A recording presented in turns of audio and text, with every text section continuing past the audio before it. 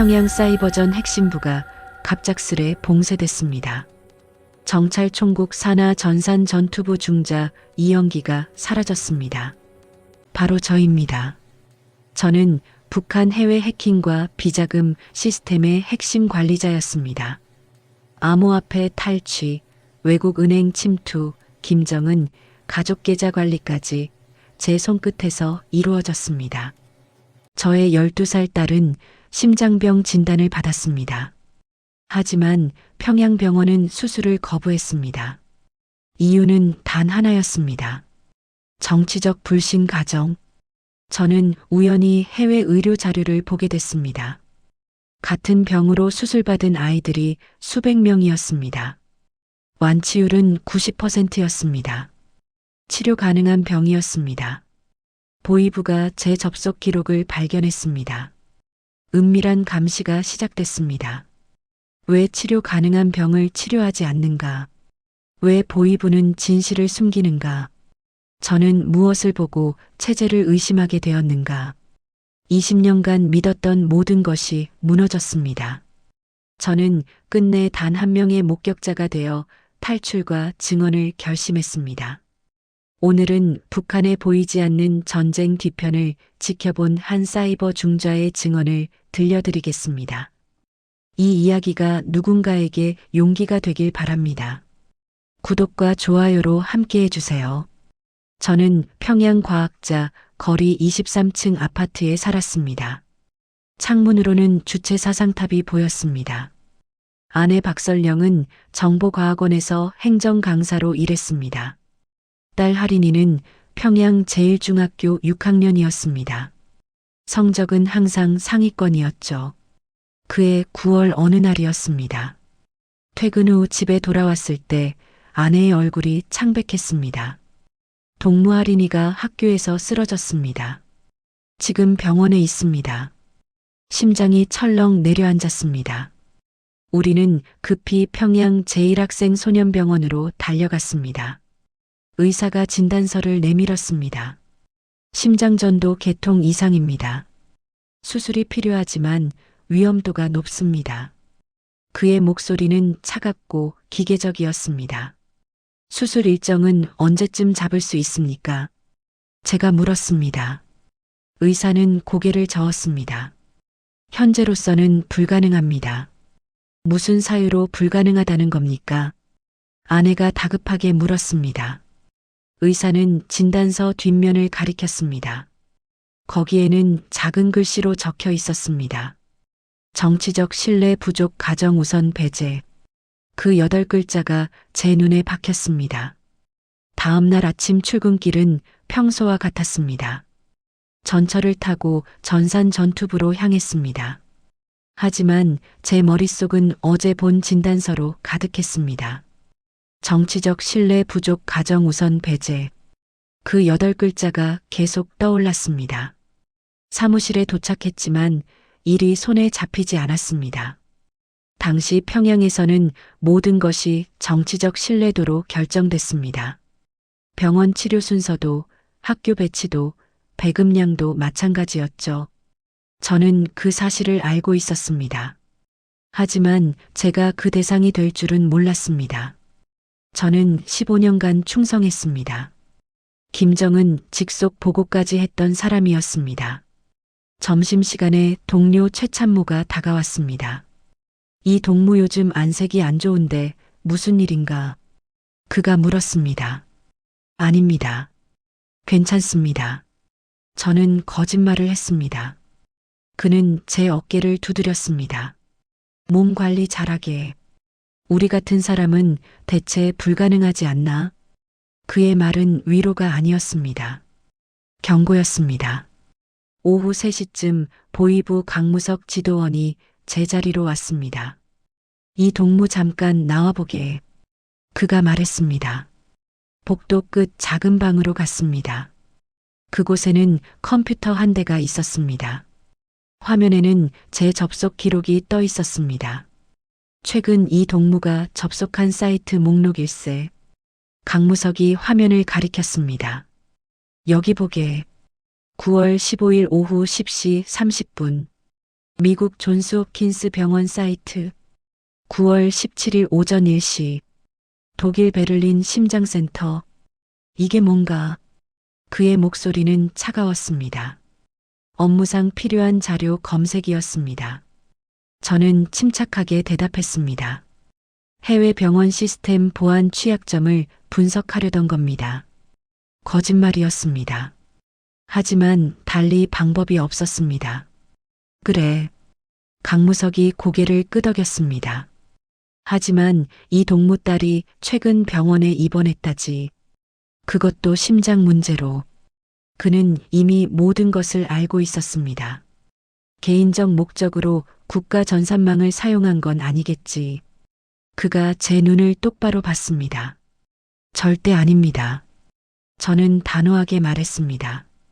조심하게. 이 동무는 중요한 사람이야. 하지만 규칙은 규칙일세. 강무석이 방을 나갔습니다. 저는 혼자 남았습니다.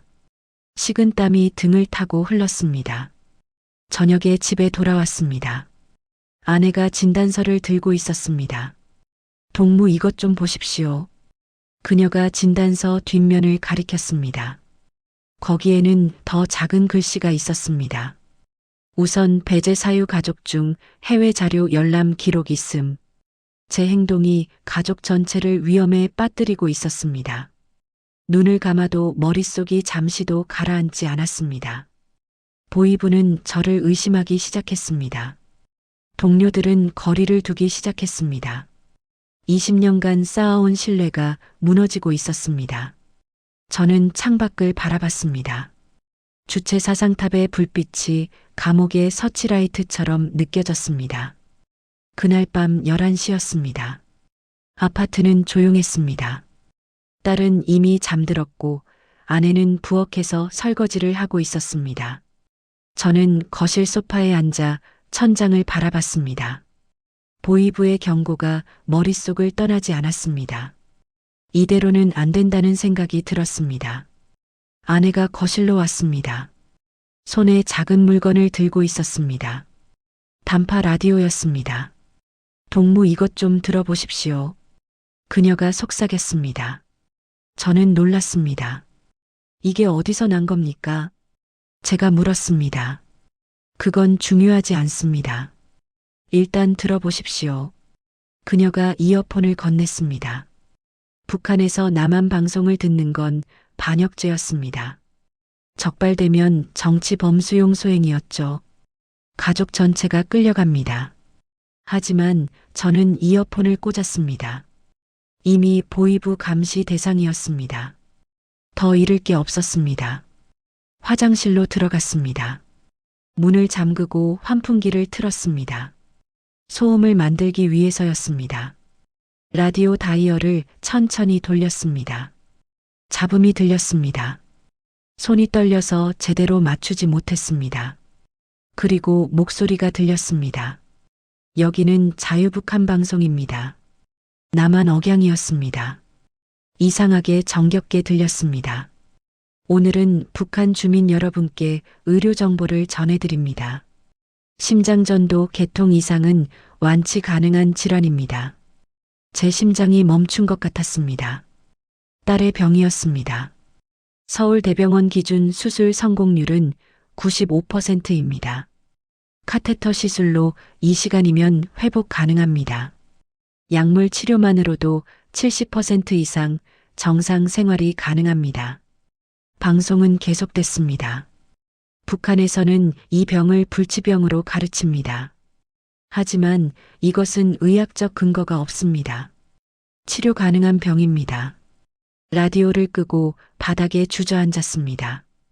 20년간 믿었던 모든 것이 무너지는 소리가 들렸습니다.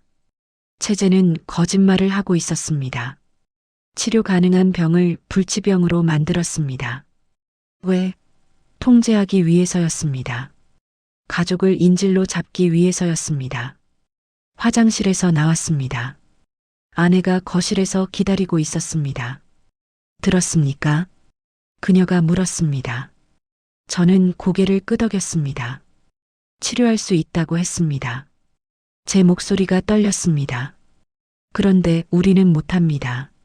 정치적 신뢰 부족 때문입니다. 동무 우리 어떻게 하겠습니까? 아내가 제 손을 잡았습니다. 저는 대답하지 못했습니다. 하지만 이미 결정하고 있었습니다. 이 체제는 제 가족을 지켜주지 않습니다. 아니, 애초에 우리를 인간으로 보지 않았습니다. 우리는 부품이었습니다. 고장나면 버려지는 부품이었습니다. 다음 날 출근길에 모든 것이 달라 보였습니다. 전철 안 사람들의 표정이 보였습니다. 지쳐 있었습니다. 두려워하고 있었습니다. 거리에 김일성 초상화가 보였습니다. 위대한 수령의 초상화는 더 이상 믿음의 상징이 아니었습니다. 사무실에 도착했습니다. 책상이 빨간 전화기를 받습니다. 김정은 직속 라인이었습니다. 저는 그 전화기가 증오스러웠습니다. 20년간 섬겼던 체제를 이제는 증오했습니다. 그날 저는 결심했습니다. 이곳을 떠나기로, 어떻게든 딸을 살리기로. 각성은 이렇게 시작됐습니다. 그날 밤 자정이 넘어서였습니다. 저는 아내와 거실에 마주 앉았습니다. 창문 커튼을 모두 쳤습니다. 혹시 모를 감시 때문이었습니다. 텔레비전은 켜두었습니다. 조선중앙방송 음악이 우리 대화를 가릴 수 있었습니다. 딸은 방에서 자고 있었습니다. 동무 우리 이대로는 못 삽니다. 아내가 먼저 말을 꺼냈습니다. 할인이는 날마다 약해지고 있습니다. 어제는 제게 물었습니다. 엄마 저 죽는 건가요? 그녀의 목소리가 떨렸습니다. 저는 아내의 손을 잡았습니다. 차가웠습니다. 압니다. 저는 대답했습니다. 하지만 방법이 없습니다. 병원은 우리를 거부했습니다. 약도 구할 수 없습니다. 제 목소리도 떨렸습니다. 방법이 하나 있습니다. 아내가 제 눈을 똑바로 봤습니다. 떠나는 겁니다. 여기를. 침묵이 흘렀습니다. 10초쯤 지났을까요? 저는 그 의미를 알았습니다. 탈북이었습니다. 북한에서 탈북은 3대가 멸족당하는 죄였습니다. 잡히면 공개 총살이었습니다. 하지만 남으면 할인이는 더 버티지 못합니다. 가능하겠습니까? 제가 물었습니다. 모르겠습니다. 하지만 시도는 해야 합니다. 아내가 대답했습니다. 동무는 전산 전투부 중자입니다. 사라지는 순간 평양 전체가 뒤집힐 겁니다. 저는 현실을 말했습니다. 그래서 빨리 가야 합니다. 국경을 넘은 즉시 깊숙이 들어가야 합니다. 다음 날부터 저는 준비를 시작했습니다. 먼저 USB를 구했습니다. 작은 것으로 골랐습니다. 손톱만 한 크기였습니다. 그 안에 모든 것을 담기 시작했습니다. 북한 해킹 시스템의 구조, 해외 비자금 계좌 목록, 침투 코드, 김정은 가족 비밀 계좌, 사이버 부대 조직도까지 일주일에 걸쳐 조금씩 복사했습니다. 한 번에 하면 로그에 남았습니다. 브로커를 찾아야 했습니다. 저는 전산 전투부 자재 담당 박성철을 주목했습니다. 그는 중국과 무역 업무를 했습니다. 수입품 담배를 피웠고 중국제 시계를 찾습니다. 수상했습니다. 어느 날 점심시간 흡연실에서 그와 단둘이 있게 됐습니다. 박동무 중국 쪽 사람을 아십니까? 저는 조심스럽게 물었습니다. 왜 그러십니까? 그가 경계했습니다. 개인적으로 부탁할 일이 있습니다. 저는 목소리를 낮췄습니다. 그는 한참을 저를 봤습니다. 나중에 따로 얘기합시다. 저녁 7시 연구소 뒤편 창고에서 다시 만났습니다. 박동무 제 가족을 남쪽으로 보낼 방법이 필요합니다. 저는 직접적으로 말했습니다. 그의 얼굴이 굳었습니다. 이 동무 미쳤습니까? 동무는 중자입니다. 중요 직책입니다. 그가 뒤로 물러섰습니다. 압니다. 하지만 제 딸이 죽어가고 있습니다. 저는 그의 팔을 잡았습니다. 이 체제는 제 가족을 버렸습니다. 저도 이제 이 체제를 버리겠습니다. 박성철은 한참을 망설였습니다. 알겠습니다. 아는 사람에게 연락해 보겠습니다. 하지만 이 동무전은 아무것도 모르는 겁니다. 그가 말했습니다. 일주일 후 그가 종이 쪽지를 건넸습니다. 전화번호가 적혀 있었습니다. 그날 밤 공중전화로 전화했습니다. 누구십니까? 중국 억양의 조선어였습니다. 박성철 동무 소개로 연락드립니다. 제가 말했습니다. 인원수와 출발 시기를 말씀하십시오. 목소리는 사무적이었습니다. 3명입니다. 가능한 빨리입니다. 전화 너머에서 숨소리가 들렸습니다. 3명은 어렵습니다. 특히 고위 간부는 더욱 위험합니다. 그가 말했습니다. 1인당 5,000달러 드리겠습니다. 저는 제안했습니다.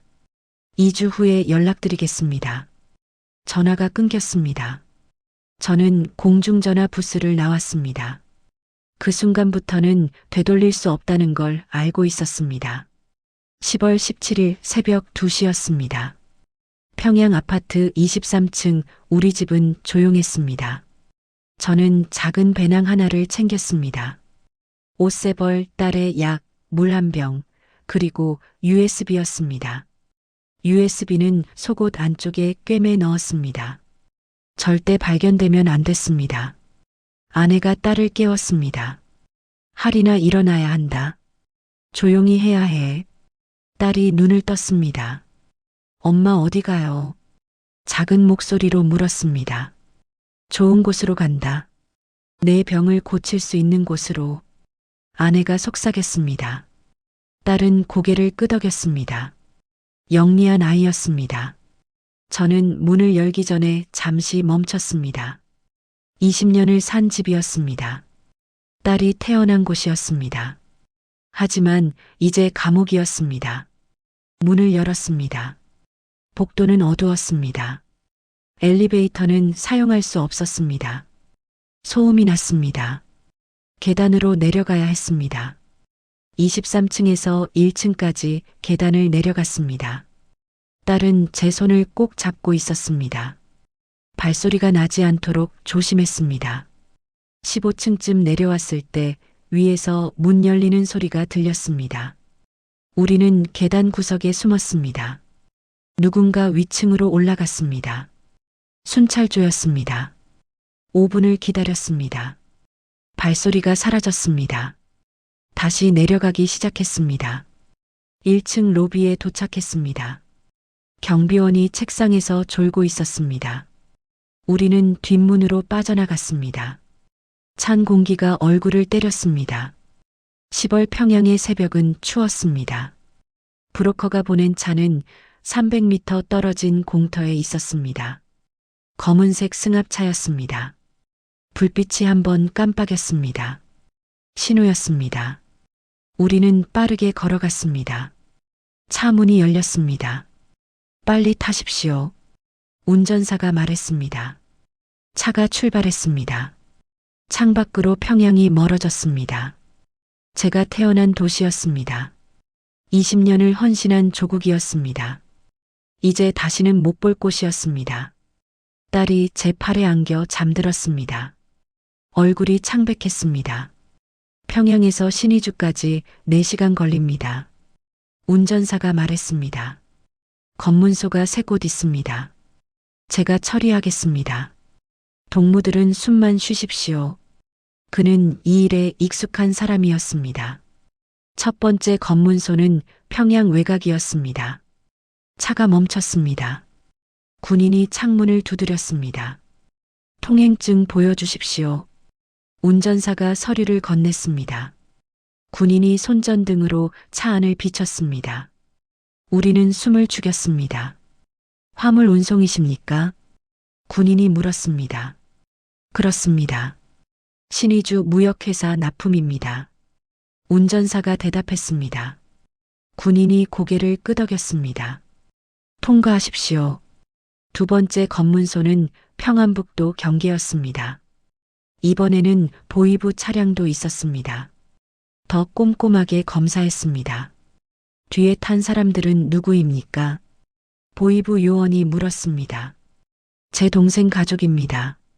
신의주 친척 문상 가는 길입니다. 운전사가 거짓말을 했습니다. 신분증 보여주십시오. 요원이 손을 내밀었습니다. 저는 가짜 신분증을 건넸습니다. 브로커가 만든 것이었습니다. 요원이 신분증을 자세히 봤습니다. 10초가 영원처럼 길었습니다. 직업이 뭡니까? 그가 물었습니다. 평양 기계공장 기사입니다. 저는 침착하게 대답했습니다. 요원이 신분증을 돌려줬습니다. 가십시오. 세 번째 검문소는 신의주 입구였습니다. 여기는 간단했습니다. 새벽이라 군인들이 졸고 있었습니다. 서류만 확인하고 통과시켰습니다. 차는 신의주 시내로 들어갔습니다. 멀리 압록강이 보였습니다. 저 너머가 중국이었습니다. 자유였습니다. 여기서 내리십시오. 운전사가 말했습니다. 낡은 조선소 뒤편이었습니다. 저기 보이는 창고로 가십시오. 거기서 다른 사람이 기다립니다. 우리는 차에서 내렸습니다. 압록강의 물소리가 들렸습니다. 차가운 바람이 불었습니다. 이제 마지막 강만 남았습니다. 생과 사의 경계였습니다. 새벽 4시 30분이었습니다. 압록강 앞 낡은 창고 안이었습니다. 어둠 속에서 한 남자가 나타났습니다. 춘삼입니다. 그가 작게 말했습니다. 브로커였습니다. 시간이 없습니다. 6시면 초소 교대 시간입니다. 그 전에 건너야 합니다. 그가 서둘렀습니다. 우리는 강변으로 갔습니다. 10월 새벽 바람은 뼈를 애는 듯 차가웠습니다. 강물은 검고 깊어 보였습니다. 물소리가 으스스했습니다. 저 배를 타십시오. 춘삼이 작은 나무배를 가리켰습니다. 낡고 삐걱거렸습니다. 노는 쓰지 마십시오. 소리가 납니다. 물살에 몸을 맡기십시오. 조용히 건너가야 합니다. 그가 설명했습니다. 초소가 저기 보입니까? 서치라이트가 30초마다 한 번씩 돕니다. 그 사이를 이용하십시오. 그의 목소리는 낮았지만 긴박했습니다. 우리는 배에 올랐습니다. 배가 흔들렸습니다. 딸이 비명을 참았습니다. 할이나 소리내면 안 된다. 아내가 속삭였습니다. 딸은 고개를 끄덕였습니다. 입술을 깨물고 있었습니다. 춘삼이 배를 밀었습니다. 배가 강으로 나아갔습니다. 물살이 새지 않았습니다. 시벌은 갈수기였습니다. 배는 천천히 중국 쪽으로 떠내려갔습니다. 우리는 숨을 죽였습니다. 물소리만 작게 들렸습니다. 멀리 초소의 불빛이 보였습니다. 서치라이트가 강 위를 훑고 지나갔습니다. 강 한가운데쯤 왔을 때였습니다. 서치라이트가 갑자기 우리 쪽으로 돌아왔습니다. 엎드리십시오. 저는 소리쳤습니다. 우리 모두 배 바닥에 붙었습니다. 빛이 우리 머리 위를 스쳤습니다. 심장이 터질 것 같았습니다. 딸이 떨고 있었습니다. 아내가 딸을 꼭 안았습니다. 빛이 지나갔습니다. 우리는 다시 일어났습니다. 반대편 강둑이 가까워졌습니다. 50m, 30m, 10m. 조금만 더 가면 됐습니다. 그때 뒤에서 소리가 들렸습니다. 거기 서라. 확성기 소리였습니다. 북한 초소에서였습니다. 빨리. 저는 노를 잡았습니다. 소음 같은 건 중요하지 않았습니다. 미친 듯이 저었습니다. 총성이 울렸습니다. 탕탕탕. 물보라가 튀었습니다. 총알이 배 옆을 스쳤습니다. 엎드려 있어. 제가 소리쳤습니다. 더 많은 총성이 울렸습니다. 하지만 우리는 이미 강둑에 가까웠습니다. 사정거리 밖이었습니다. 배가 땅에 부딪혔습니다. 뛰십시오. 저는 딸을 업었습니다. 아내가 배낭을 챙겼습니다. 우리는 둑으로 뛰어 올랐습니다. 중국 땅이었습니다. 뒤에서 총소리가 계속 들렸지만 멀어졌습니다. 우리는 마을 쪽으로 달렸습니다. 100m쯤 달렸을까요? 골목이 나왔습니다. 거기로 숨어들었습니다. 숨이 터질 것 같았습니다. 하지만 살았습니다. 우리는 살아남았습니다. 이쪽입니다. 어둠 속에서 여자 목소리가 들렸습니다. 조선족 여자였습니다. 리여정이라고 했습니다. 빨리 오십시오. 공안이 올 수 있습니다. 그녀가 우리를 작은 집으로 안내했습니다. 지하 창고였습니다. 좁았지만 따뜻했습니다. 여기서 사흘만 숨어 계십시오. 리여정이 말했습니다. 그동안 신분증을 만들겠습니다. 그리고 내륙으로 이동해야 합니다. 그녀가 담요를 건넸습니다. 애가 많이 아파 보이는데요. 그녀가 딸을 받습니다. 약을 구해오겠습니다. 애는 살려야지. 저는 고개를 숙여 인사했습니다. 말이 나오지 않았습니다. 감사했습니다. 낯선 사람이 우리를 살렸습니다. 조국은 우리를 버렸지만 이 여자는 우리를 구했습니다. 지하 창고 바닥에 앉았습니다. 아내가 딸을 안고 있었습니다. 딸은 잠들어 있었습니다. 얼굴에 평화가 있었습니다. 우리 살았습니다. 아내가 속삭였습니다. 응. 첫 관문을 넘었습니다. 저는 대답했습니다. 하지만 아직 멀었습니다. 중국에서 한국까지. 그래도 희망이 보였습니다. 중국 은신처에서 사흘을 보냈습니다. 리여정이 신분증을 가져왔습니다. 이제 여러분은 조선족입니다. 그녀가 말했습니다. 이름을 외우십시오. 리성호, 박미란, 리은지. 우리의 새 이름이었습니다. 가짜 신분으로 살아가야 했습니다. 내일 새벽 기차를 탑니다. 베이징까지 20시간 걸립니다. 리여정이 설명했습니다. 절대 조선말을 크게 하지 마십시오. 들키면 끝입니다.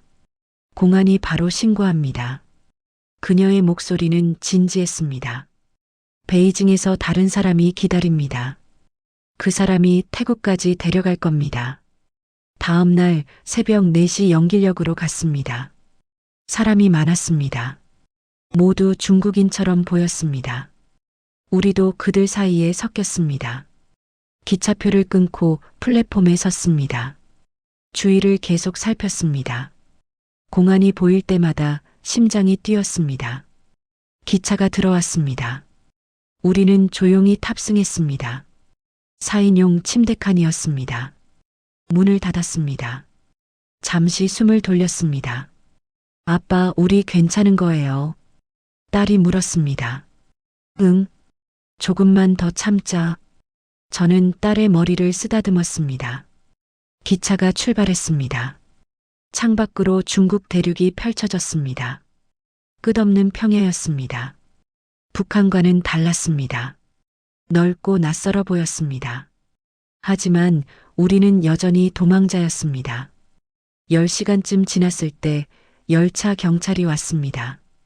승차권과 신분증 보여주십시오. 저는 가짜 신분증을 건넸습니다. 손이 떨리지 않도록 조심했습니다. 경찰이 신분증을 살펴봤습니다. 30초가 지났습니다. 조선족이십니까? 그가 물었습니다. 네, 그렇습니다. 저는 중국어로 대답했습니다. 전산 전투부에서 배운 중국어가 도움이 됐습니다. 어디 가십니까? 경찰이 계속 물었습니다. 베이징의 친척 만나러 갑니다. 저는 준비한 대답을 했습니다. 경찰이 고개를 끄덕이고 신분증을 돌려줬습니다. 좋은 여행 되십시오. 문이 닫혔습니다. 우리는 안도했습니다. 또 하나의 관문을 넘었습니다. 다음 날 저녁 베이징에 도착했습니다. 거대한 도시였습니다. 평양과는 비교할 수 없었습니다. 불빛이 끝없이 펼쳐져 있었습니다. 역 출구에서 한 남자가 우리를 기다리고 있었습니다. 이쪽으로 오십시오. 그가 말했습니다. 베이징 외곽 작은 여관으로 갔습니다. 여기서 일주일 기다리십시오. 태국 비자를 만들겠습니다. 그가 말했습니다. 일주일은 길었습니다. 좁은 방에 갇혀 지냈습니다. 밖에 나갈 수 없었습니다. 들킬 위험이 있었습니다. 일주일 후 비자가 나왔습니다. 내일 베이징 공항에서 방콕행 비행기를 탑니다. 브로커가 말했습니다. 처음 타는 비행기였습니다. 두려웠지만 설렜습니다. 공항 보안 검색대를 통과할 때 온몸에 땀이 났습니다. 짐 검사하겠습니다. 보안 요원이 배낭을 열었습니다. 옷과 세면도구만 있었습니다. USB는 제 속옷 안쪽에 있었습니다. 통과하십시오. 요원이 말했습니다. 비행기에 올랐습니다. 창가 좌석이었습니다. 이륙하자 구름 위로 올라갔습니다. 처음 보는 광경이었습니다. 아빠 하늘이에요. 딸이 창밖을 봤습니다. 눈이 반짝였습니다. 응, 우리 지금 하늘을 날고 있어. 저는 웃었습니다. 북한에서는 상상도 못할 일이었습니다. 5시간 후 방콕에 도착했습니다. 뜨거운 공기가 얼굴을 감쌌습니다. 열대 기후였습니다. 브로커의 태국 동료가 우리를 맞았습니다. 한국 대사관까지 30분 거리입니다. 그가 말했습니다. 내일 아침에 가십시오. 그날 밤 호텔에서 잤습니다. 처음으로 편안한 침대였습니다. 하지만 잠이 오지 않았습니다. 내일이면 한국 대사관에 갑니다. 그럼 정말 끝나는 걸까요?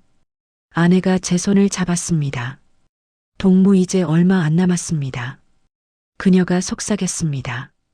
응, 거의 다 왔습니다. 저는 대답했습니다.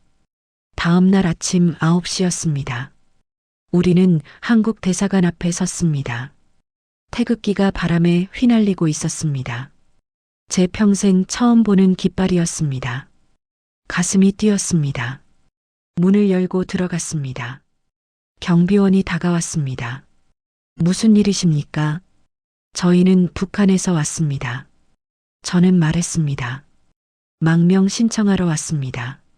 제 목소리가 떨렸습니다. 경비원의 얼굴이 진지해졌습니다. 잠시만 기다리십시오. 그가 안으로 들어갔습니다. 5분 후 정장을 입은 남자가 나왔습니다. 저는 박도일 영사입니다. 안으로 들어오시죠. 작은 방으로 안내됐습니다. 소파가 있었습니다. 성함과 신분을 말씀해 주시겠습니까? 영사가 물었습니다. 저는 이영기입니다. 조선인민군 정찰총국 전산전투부 중자였습니다. 저는 대답했습니다. 영사의 눈이 커졌습니다. 전산전투부라고요. 네. 그리고 이것을 가져왔습니다. 저는 속옷 안쪽에서 USB를 꺼냈습니다. 북한 해킹 시스템의 모든 정보가 들어 있습니다. 비자금 계좌, 침투 코드, 김정은 가족 계좌까지. 영사가 USB를 받아들고 심호흡을 했습니다. 이영기 선생님, 잠시만 기다려 주시겠습니까? 서울에 연락해야 할 것 같습니다. 30분 후 영사가 돌아왔습니다. 이영기 선생님과 가족분들, 대한민국이 여러분을 환영합니다. 그가 말했습니다. 이제 안전합니다. 1급 보호 대상으로 분류됐습니다. 그 말에 아내가 울음을 터뜨렸습니다. 2달간의 도망이 끝났습니다. 우리는 살았습니다.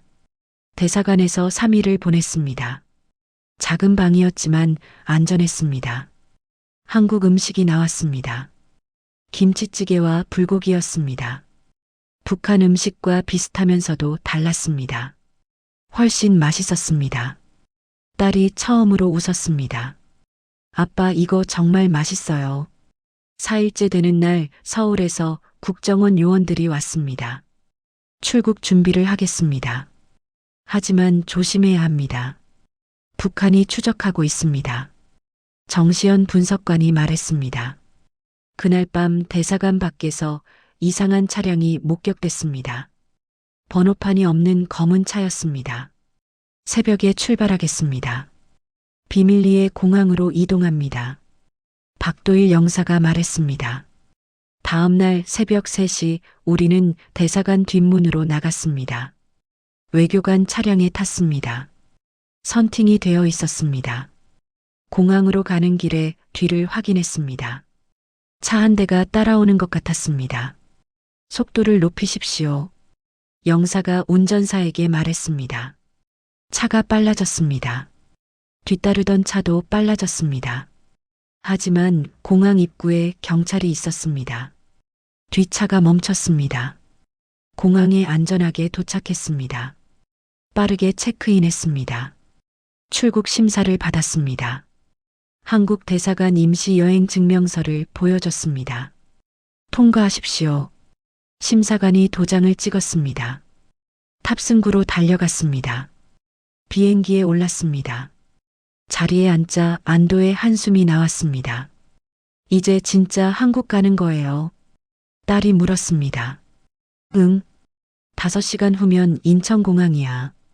저는 대답했습니다. 비행기가 이륙했습니다. 방콕이 멀어졌습니다. 구름 위로 올라갔습니다. 5시간이 빠르게 지났습니다. 곧 인천공항에 착륙하겠습니다. 기내 방송이 나왔습니다. 창밖을 보니 육지가 보였습니다. 불빛이 가득했습니다. 평양보다 훨씬 밝았습니다. 비행기가 착륙했습니다. 바퀴가 땅에 닿는 순간 박수가 나왔습니다. 대한민국에 오신 것을 환영합니다. 승무원이 말했습니다. 인천공항 입국장에 내렸습니다. 넓고 밝았습니다. 국정원 요원들이 우리를 맞았습니다. 환영합니다. 고생 많으셨습니다. 정시현 분석관이 악수를 청했습니다. 저는 그의 손을 잡았습니다. 따뜻했습니다. 우리는 드디어 도착했습니다. 죽음에서 생명으로, 억압에서 자유로, 새로운 삶이 시작됐습니다.